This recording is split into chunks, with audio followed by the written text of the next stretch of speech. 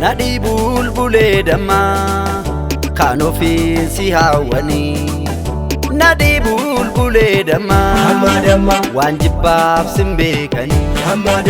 Buleti gifti hada jalala askotu kotu dafi suman fedaya wanu.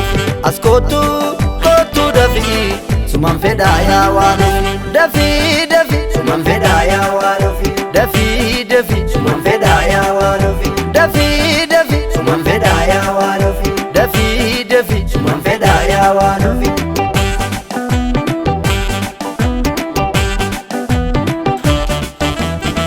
Ati dadi gavon ko gacheko simbo kabeti nura jiruda oto jiruti sirni gadako alim nadabde dada chadi yahi dadi gavon ko gacheko simbo kabeti nura jiruda oto jiruti sirni gadako alim nadabde dada chadi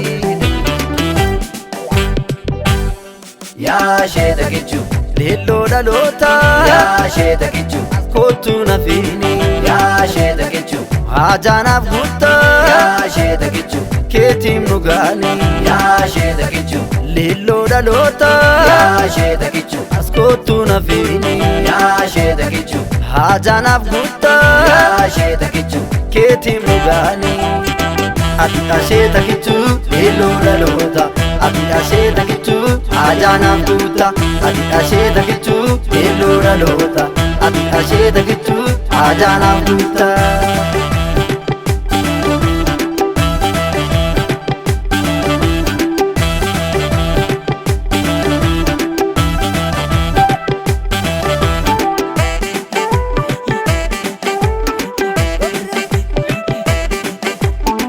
Ati faganan siade Ansiade dafina kotu siade Ansiade Ati faganan siade Ansiade dafina kotu siade Ansiade Ansiade damak Ansiade Ansiade wano Ansiade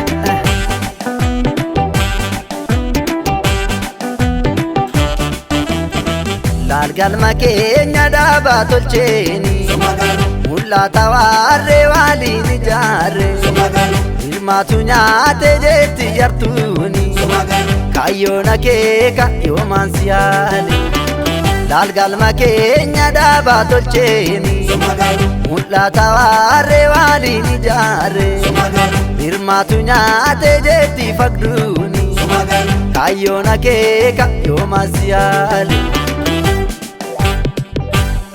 Ya sheda kichu lillo dalota ya sheda kichu kotu na fini ya sheda kichu ajana gutta ya sheda kichu ketim nugani ya sheda kichu lillo dalota ya sheda kichu kotu na fini ya sheda kichu ajana gutta ya sheda kichu ketim nugani Atta sheda kichu lillo dalota Atta sheda kichu ajana gutta Atta sheda